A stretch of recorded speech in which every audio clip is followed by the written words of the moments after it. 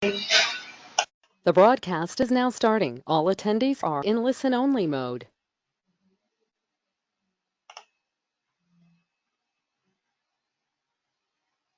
That show.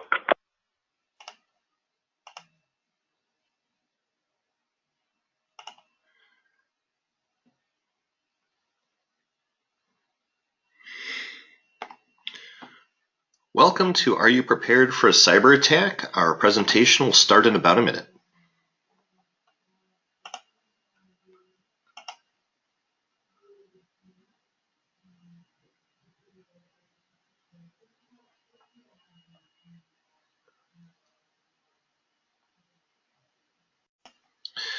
All right, it's 1 o'clock by my watch, and we're going to get rolling. My name is Jeff Garbus. I am the CEO of Soaring Eagle Consulting.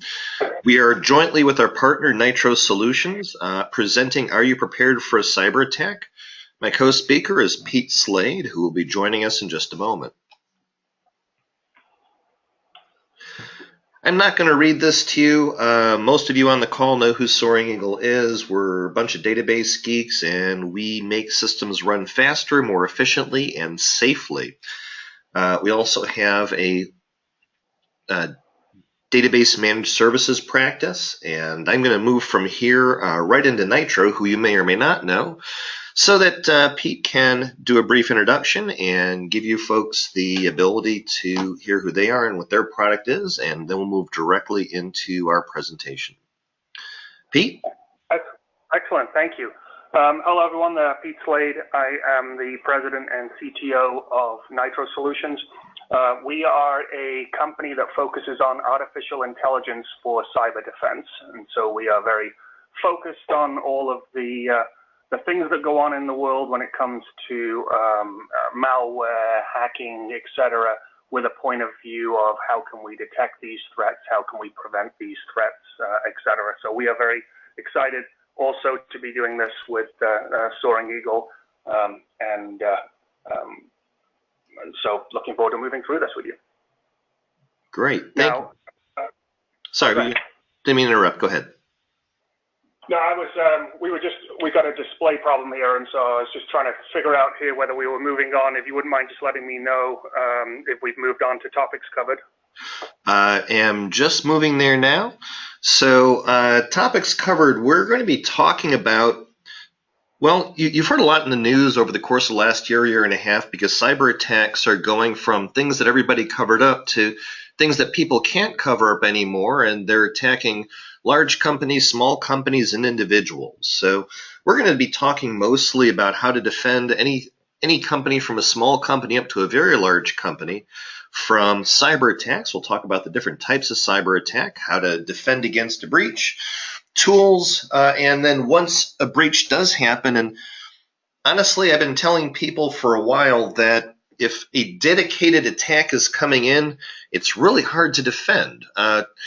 If you look at the contests that happen, and this is something that universities do, this is something that tech schools do, they frequently have the red team, blue team, attacker, defender, and the attackers frequently get in, no matter how good the defenders are. Another good reason to have the best possible defense out there, but we'll also talk about recovering from a breach and what some of your options are. At this point, I'm going to turn things back over to Peter for a bit, and he's going to talk about new threats. And are you ready? So the main thing that everybody needs to be aware of, just as Jeff was talking about, is that the world is changing around us rapidly, and as it changes around us, the people who are attempting to exploit organizations are getting smarter. Scripts are becoming available that enable people to take advantage of things that perhaps more sophisticated people have created that exploit systems. So it's constantly changing. While we sit here today, it's changing around us. But one thing that is useful is that there is a tremendous amount of data and knowledge that's being gathered as these threats are discovered. There's lots of blog articles, books, for example, are available. While books are useful, of course, books are a moment in time, whereas blog articles and websites that handle threats are always good to see and read. It's also important to take that information and actually do something with it. So, there's usually always one or two people in an organization that may want to keep up on top of these things. But what happens? How does that make its way into the general population in a way that actually makes sense to those people? So, coming up with a way where you can almost change the terminology such that it comes down to practical things that these people can do within an organization that immediately keep out some of the more obvious things, but educate people on some of the more nefarious ways that people may attempt to penetrate an organization.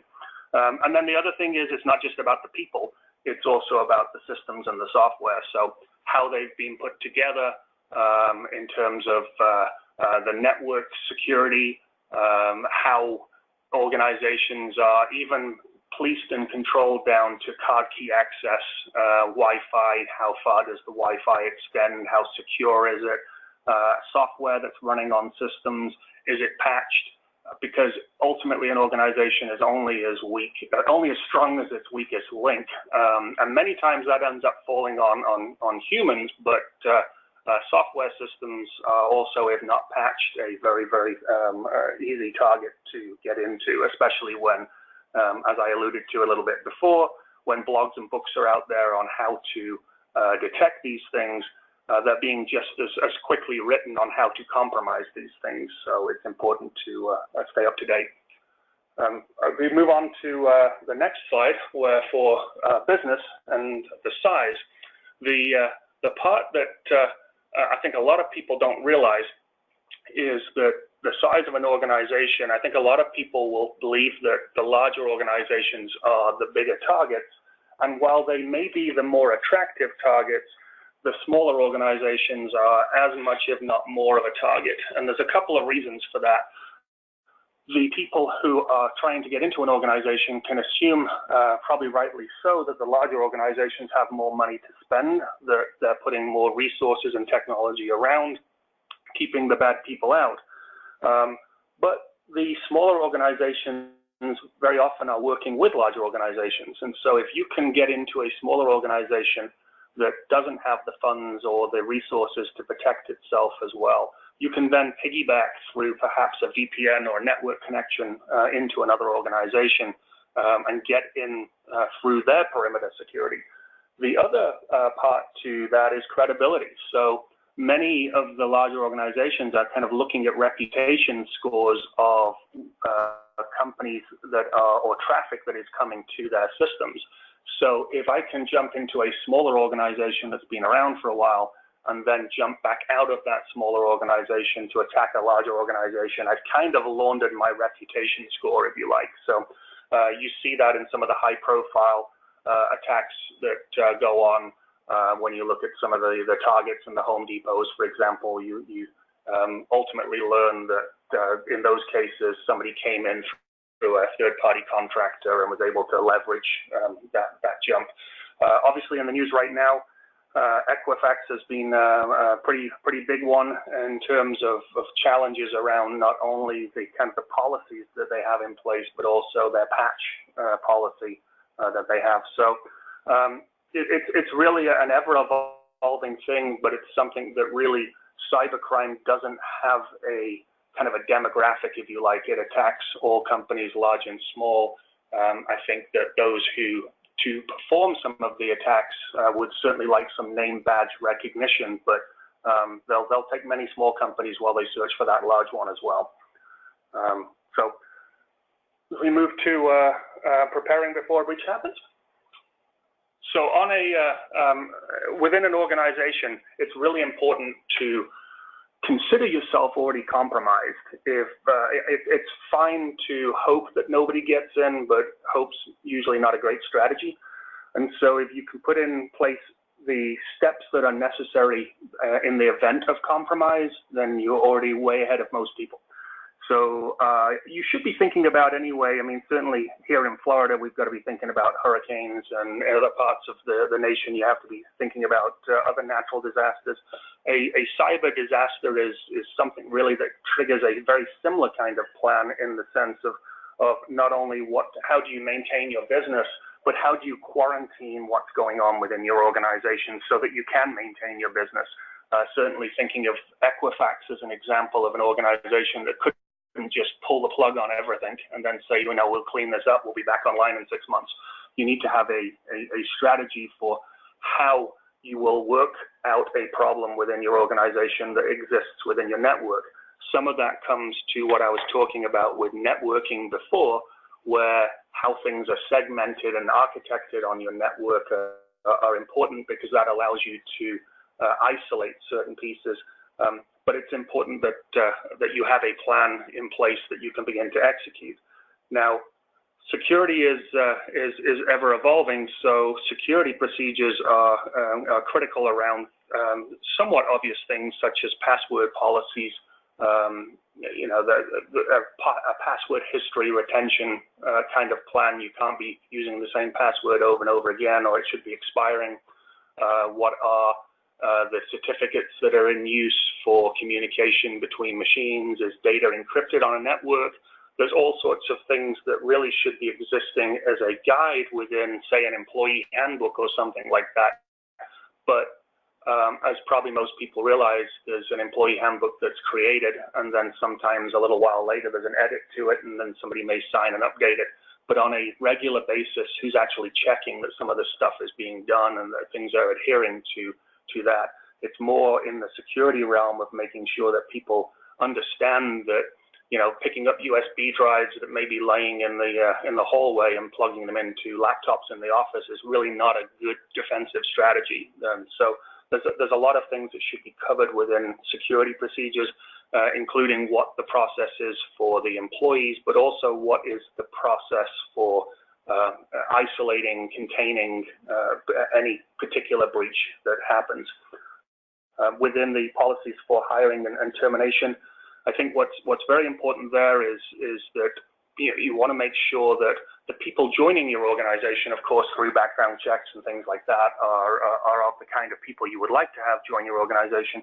But once they've joined, bring them up to speed with what your policies are as an organization. Make sure that they understand that it's not just text on a piece of paper, but something that really needs to be followed and will be audited within an organization. And when you end up having to terminate an employee, either because they've moved on of their own free will or otherwise, you want to make sure that whatever digital residue they have when it comes to network passwords and access is understood and can be closed out in a pretty efficient way, because it's very easy for those credentials to be reused later on. And there's, no matter what, we've seen this in various organizations before now, where people don't actually know who of the former employees have access to some of the systems, because to change the password on many systems or to understand that scope it gets to a point where confidence is not high that all doors are being closed. So it's important to understand who has access to what, so that you know what you can remove access from. And then physical security is a big part of this. It's making sure that people have the appropriate levels of access to data, having access to rooms, having access to the building. Your Wi-Fi in this day and age expands well beyond the boundaries of your organization. Is it easy to get on it? Is it to have a single password that everybody knows? So there's a lot of things to consider. There's a lot of great information out there, examples of other people's policies. But it is important to make sure that you're prepared, because the more you're prepared, the less you'll need it. So I'll turn that back over to you, Derek. Thank you, Pete. So the next question we ask is, how important is your data to you? There are certainly companies where the data is not as important to their critical operations as it is to others. So if you're doing credit card processing, if you lose your data, you've got a big problem. If you are installing a floor, well, if you lose your data, you're still able to install the floor, but at some point you need to make sure you can get back and do your billing. So that said, you need to ask a lot of questions along the lines of what are you going to be doing with your data? Do you have strong regulatory information that you have to deal with? Do you have to deal with HIPAA reporting, SARBOX reporting? We have one customer that literally undergoes 12 audits every year, and they've built entire systems around their audits. But it's more than just the audit. It's what happens if some of this data is lost? What happens if some of the data is compromised? As you're starting to think about your data, who needs to be trained? Is it just your employees, or do you have vendors and subcontractors that not only need to be trained about how to use your information, but how to protect your information? I have one client, a CTO, who's been trying to teach his people not to walk away from their screens logged in. So every time he sees one, he goes up to their box, he logs into Outlook and sends an email to the entire company saying, I'm bringing in donuts tomorrow. So there are ways of training people, but some of them work and some of them don't get folks' attention as rapidly as it needs to. Next question, can you afford to lose some of your data? There are some organizations that have the ability to recover from lost data and large amounts of it. There are others that have a great deal of trouble with it. Things like stock trading, internet orders. What happens if that information goes walkabout? Well, generally, people aren't going to call back and give you another order. So you have to think about what happens when this gets when this disappears and what you need to do about it. So we ask questions along the lines of, can you reestablish the lost data? How fast does the recovery need to be? Do you have a tested recovery plan? A lot of folks do not. Do the audits and internal disaster recovery test occur regularly? If you haven't tested your recovery plan, you really haven't got one. And if you haven't run your recovery plan by the practical joker in your group, it's probably not complete. So we need to start listing the places where the problems might occur. Hardware, have you encrypted your data at the hardware level, at the disk storage level? Is your software immune to things like denial of service attacks, SQL insertion attacks?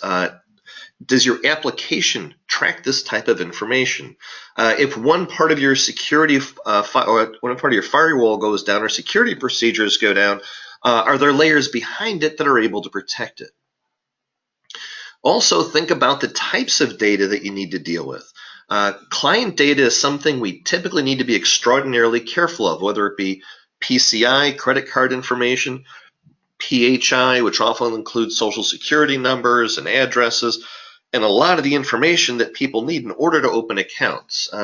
Interesting to me was that PHI sells more now by a factor of 1,000 on the dark web than PCI. I was very surprised by that. Is the data regulated? Once again, if you do have a breach, do you not only have to deal with the client loss, but are you also going to end up getting fines that are going to put you out of business? Do you have all of your databases backed up? This is something we're going to address again in a couple of minutes. Can you restore from a backup?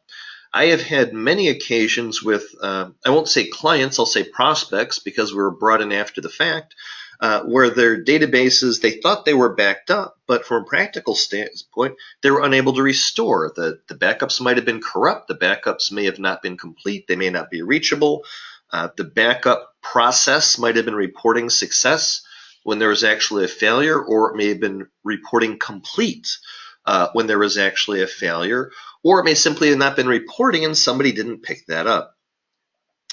Data, is it leaving your environment on purpose or accidental? If it's going out through email, it may not be encrypted. If it is going out via an access database, you probably want to cut that off. We talk about encryption at 3 levels: at rest, in transit, and at display. That might be something that you need to take a second look at.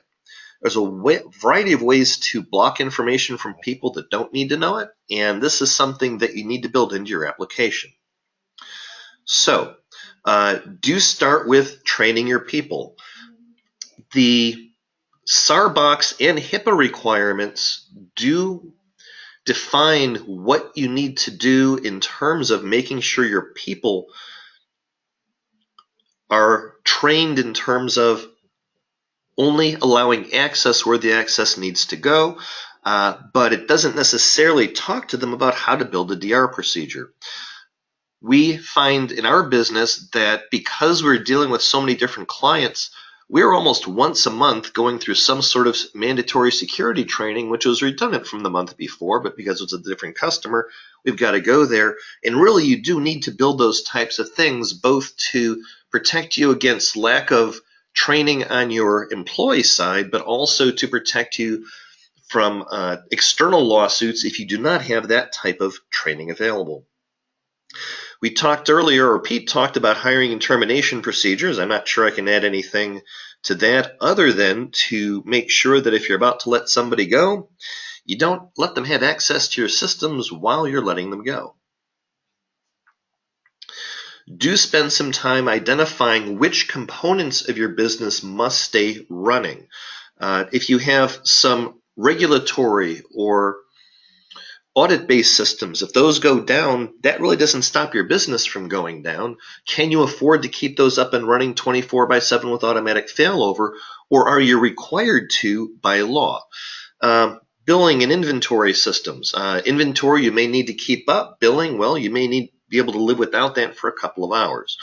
So keep an eye on these things, make business decisions, and keep in mind that these are all business decisions. They are not technical decisions.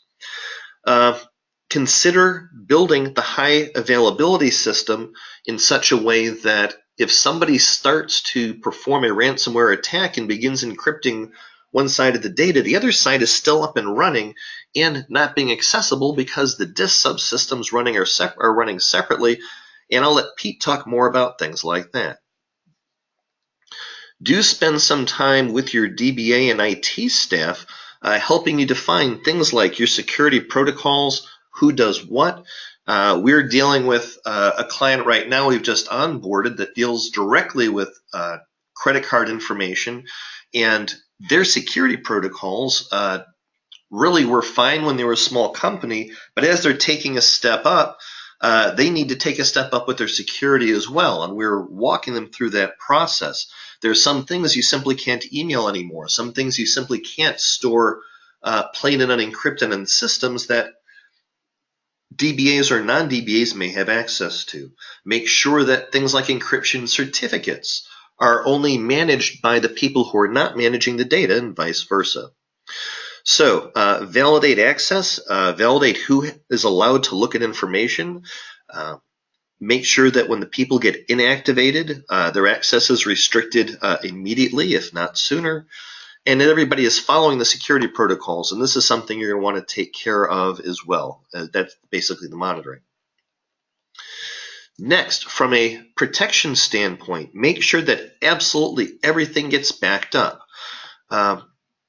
This protects a lot of different things, and don't make assumptions. So some people say, well, I've got a high availability system. If it fails on one side, I've got it on the other. The backup is not as important.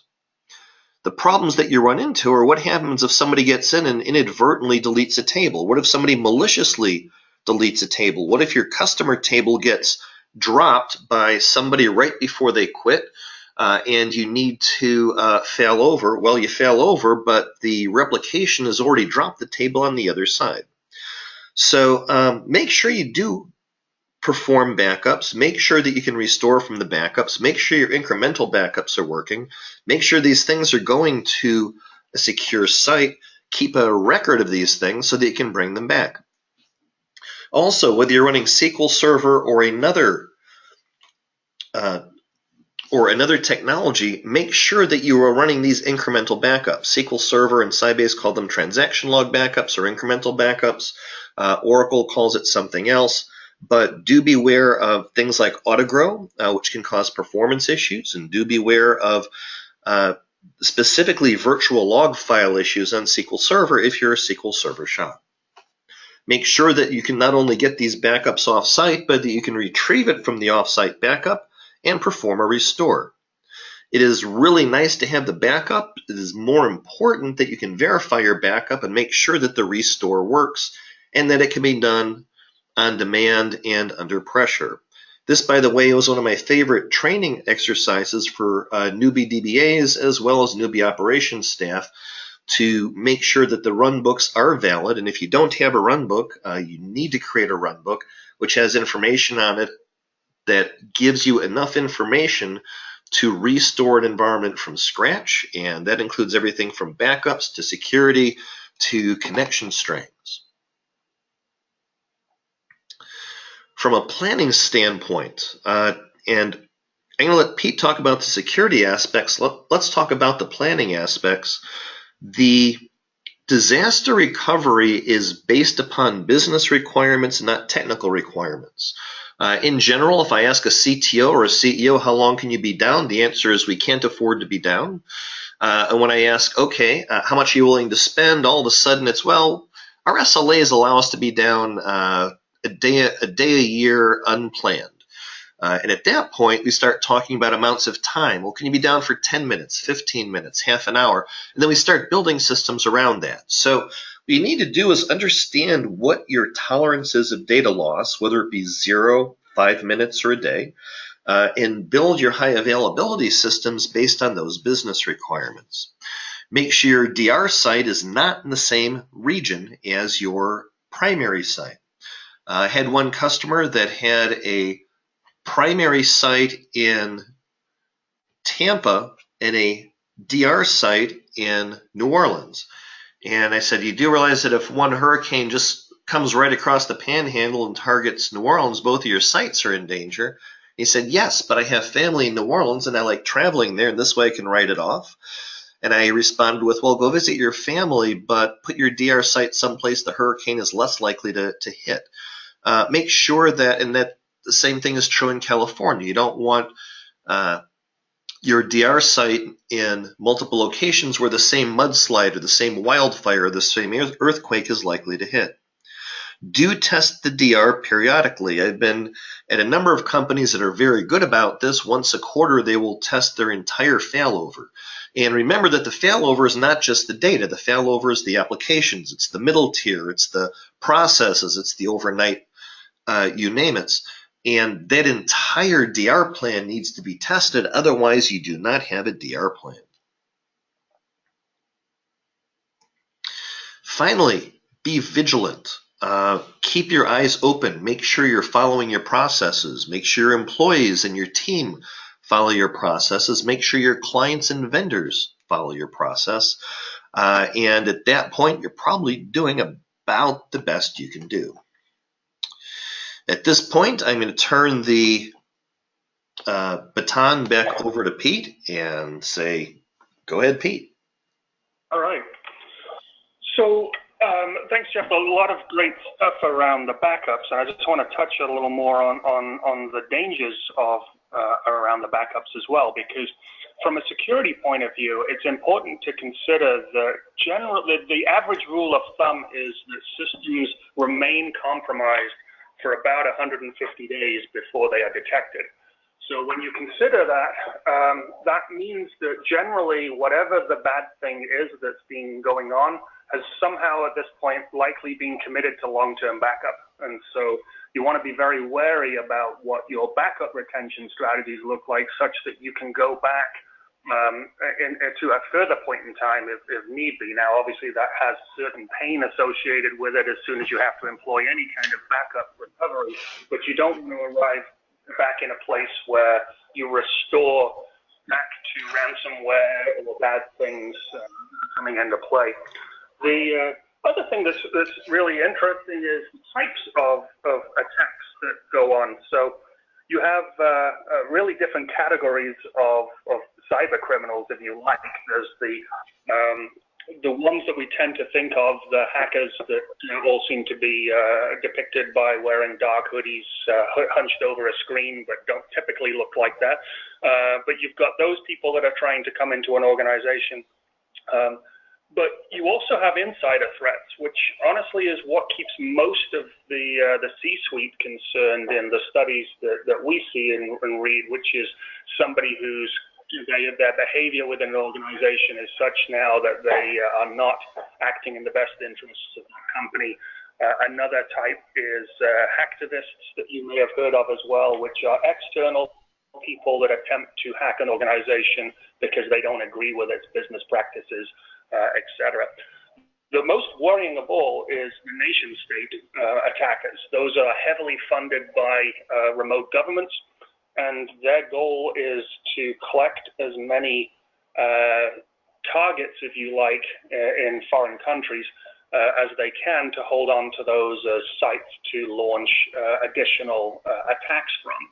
And it's a strange concept for many to realize that a nation state maybe have an interest directly in getting into a small company somewhere within the United States or anywhere for that matter. So when you consider that they have the ability to literally reach out and knock on the door of your router, then it starts to put things a little bit more in perspective as to how vulnerable an organization may be. A little bit of an anecdote, but my daughter was trying to use an online multiplayer game on her iPad, and I was having to try to explain to her that, when I played as a kid, you had to worry about the people in your immediate neighborhood for the most part. But now in her age and generation, anybody anywhere in the world can pretty much show up on her doorstep using using packets of data coming over the network. And that kind of changes how you think about how vulnerable you may be when you realize that the entire world is literally on your doorstep. So with that in mind, you have to really think seriously about being, as Jeff was saying, vigilant within your organization. It's not just the idea of a handful of things happening. It's really a suite of types of things that you should be concerned around cybersecurity. We believe that the only way that as we move here more and more into the future, that you can defend against cyber threats is to utilize artificial intelligence to be able to act and discover these threats. The example very much so is things like zero-day attacks. A zero-day attack is when a manufacturer has a vulnerability in their system, but has yet to release a patch, and the patch is yet to be applied within an organization. That sweet spot for an attacker is the 0 day, where you can almost consider it leaving your front door open and letting somebody wander in. If you don't yet know how to patch it, how can you detect it? And that was kind of the premise for what became the Nitro Defender product, and I'll talk about that in just a second here. Can we go to the next slide?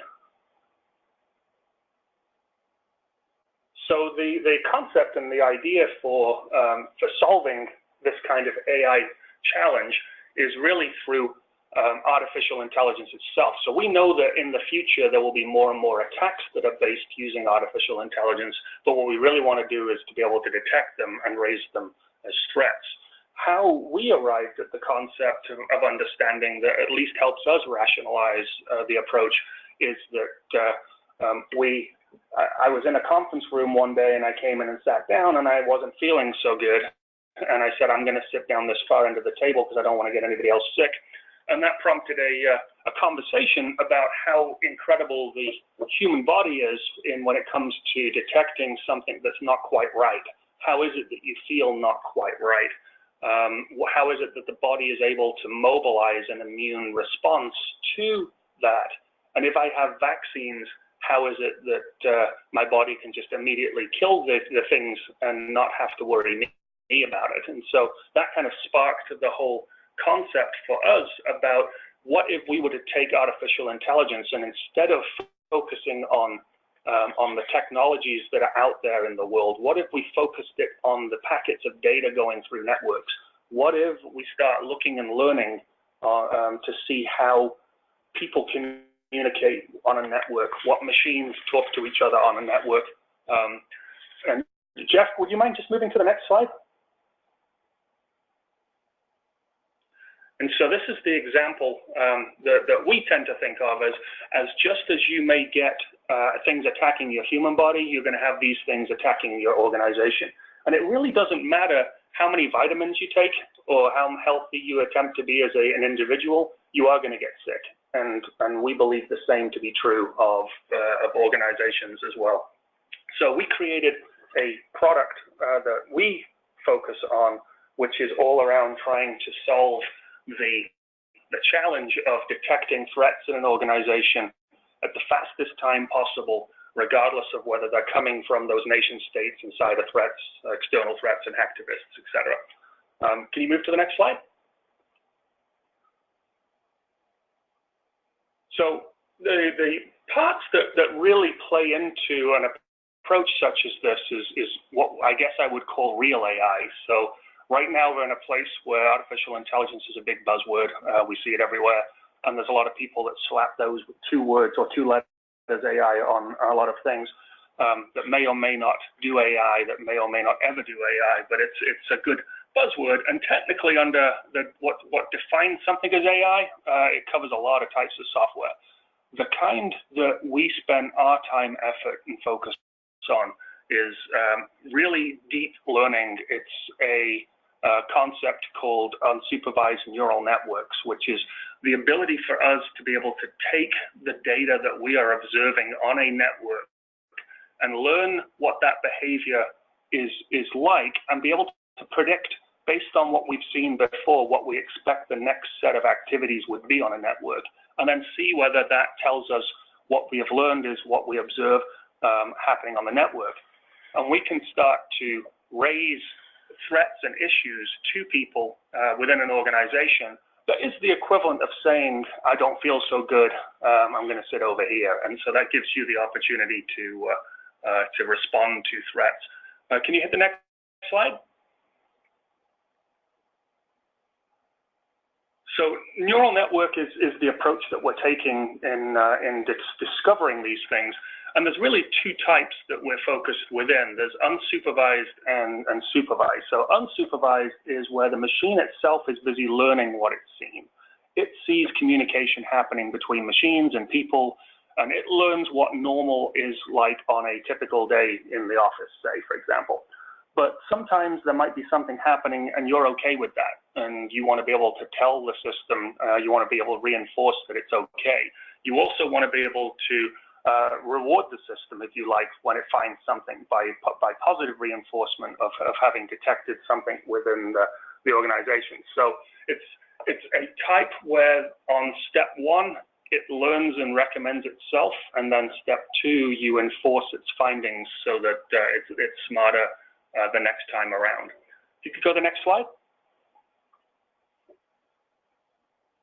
Now this example, I'm just conscious of time here to make sure we leave room for questions, but on this example here, what's really going on, and I'll just kind of talk to the high level here, what's really going on is what is most common with an organization, which is somebody is using an approach to bypass the perimeter security. So that approach could be, you may have fantastic equipment in place to keep people out, but it's only as good as my ability to call somebody who works for you and convince them to go to a link and download something for me and run it, right?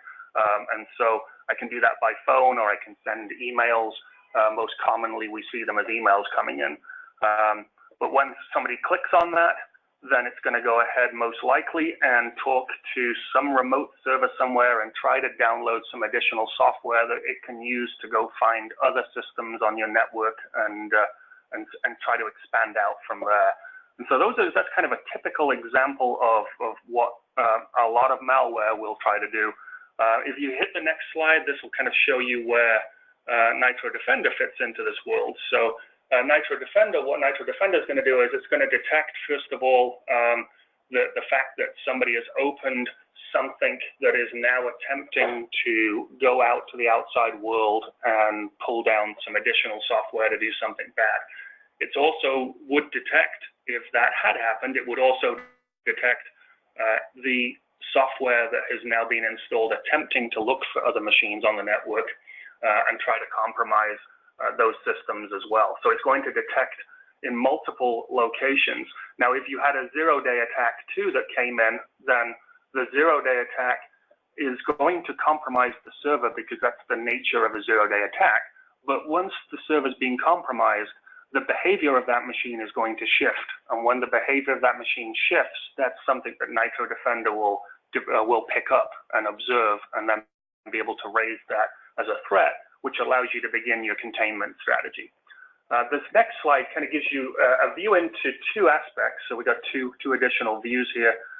One view here is really the 2D view of how we can observe inbound attempts into an organization. So on this view here, what you're seeing is a recorded view here of one of the screens that comes with Nitro Defender that allows you to detect all of the inbound attempts that are being thwarted, for want of a better word, from making it into the organization. The bottom left, as it scrolls by there, is every time there's a new line, that's somebody that's attempting to get in. So that's one view, and then tracking back to the origins of where those attacks are coming from. The next view is probably my favorite.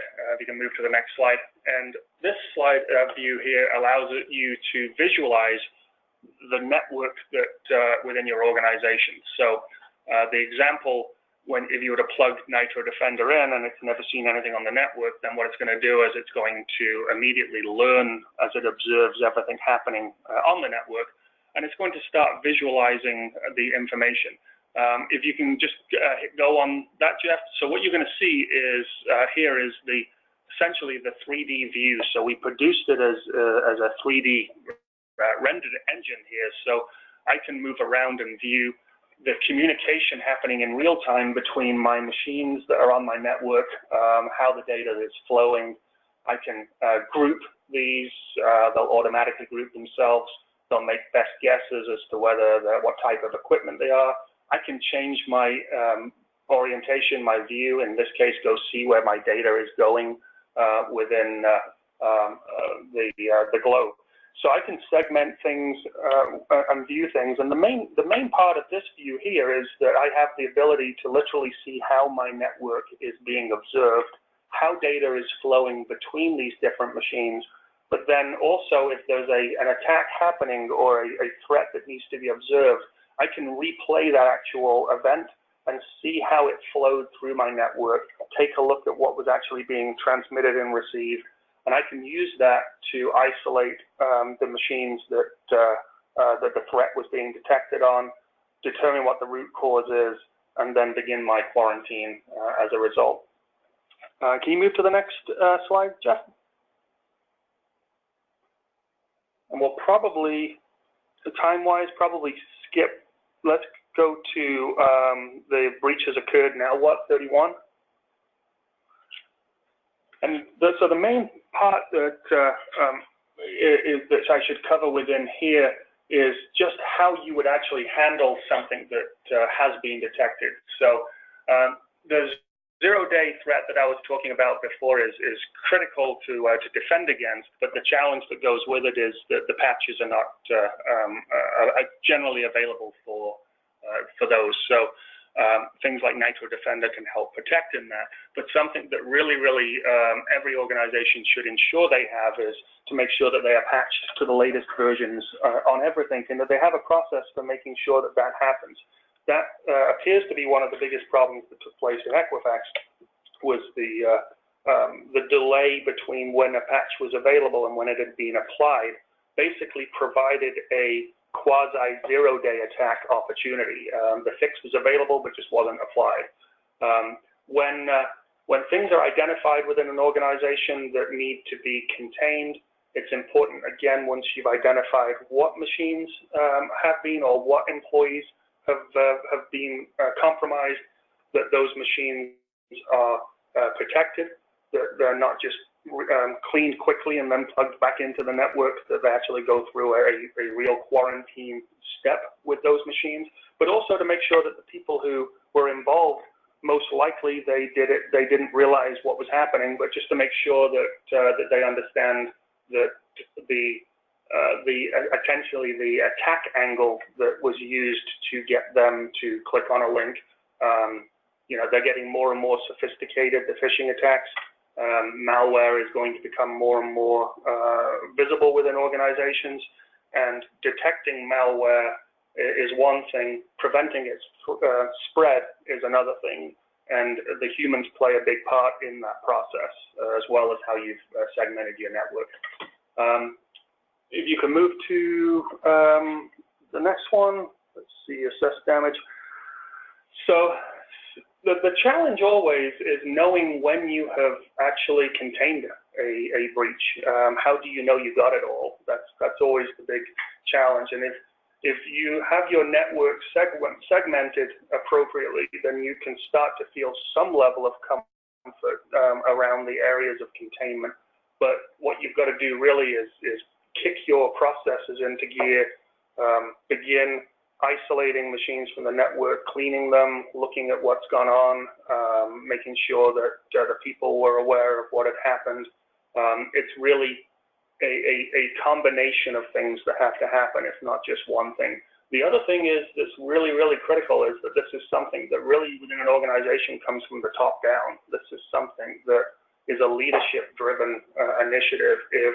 If cyber defense is not thought of from the highest levels down through an organization, then it becomes a challenge and an opportunity to exploit for those with bad intentions. So it's just an ever-changing, ever-critical thing to keep an eye on. And as we consider it to be the behaviors of those on the outside and those on the inside, it really comes down to observing behaviors and then trying to figure out what the right approach is based on what you've seen. I think we've got one more here, which is I've kind of covered that one already under the assessment, but I would probably say whatever you think you're doing now, there's probably room for more. There is a risk-reward equation that's here in that, the ultimate security is to probably unplug everything. But from there's various degrees of tolerable risk that you start adding. But you want to look at what you've got and determine, do you feel comfortable with what you currently have in play, your processes, your network structure, the people maintaining your network, how much stuff do you have leaving your organization. So you should probably take a look at what you have and get a good sense of coverage, a good sense of comfort, and then try to consider what the opportunities are, knowing that how you are today won't be how you are tomorrow, and how you are today is an opportunity for somebody tomorrow. So I would say give that some thought and consider what some of the options might be. Jeff, do you want to take this next one?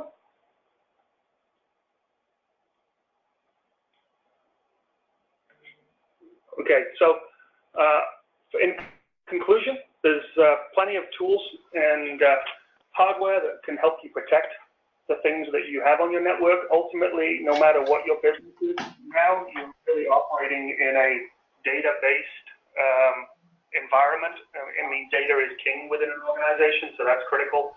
Understand what you can, in that risk-reward equation, understand what you are able to, given time, budget constraints, what you're able to risk in your reward. Have a plan, and don't just have it, but have a plan and test it. Make sure that it's good. Make sure your plan evolves as you do. Use a comprehensive security tool. Obviously, we would vote for a Nitro Defender, but you not having a tool is not an option. You really need to defend yourself. Be sure that you follow all of those practices. Train everybody. Repeat the training. When you've done that, repeat it again. It's in uppercase here, but it's critical. Back up everything and make sure that you have that off-site. Make sure that you have multiple backups of everything. The more you have, you'll never be sorry. And then consider alternative environments. You want to make sure that you have segmenting is incredibly critical to containment. And so the more you can do that, the better it is. If you can maintain operations while cleaning up somewhere else, or maintain operations while there's a natural disaster, whatever that may be, segmentation is your friend. Jeff, anything to add there? No, you did a great job, and the only thing that I like to tell folks is there's a lot of business decisions that need to be made here, and a lot of these are based on regulatory reasons, and a lot of these are based on simply defending your business and defending your company. So hopefully a lot of great information came out today. And at this point, we will be having a rebroadcast of this. The address is above. Are there any further questions? You can raise your hand on the screen and or put a question in the questions tab.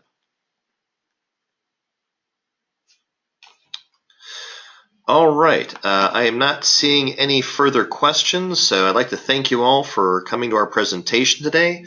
Have a wonderful day. If you know somebody who would have liked this information and was unable to attend, please feel free to forward the webinar rebroadcast link.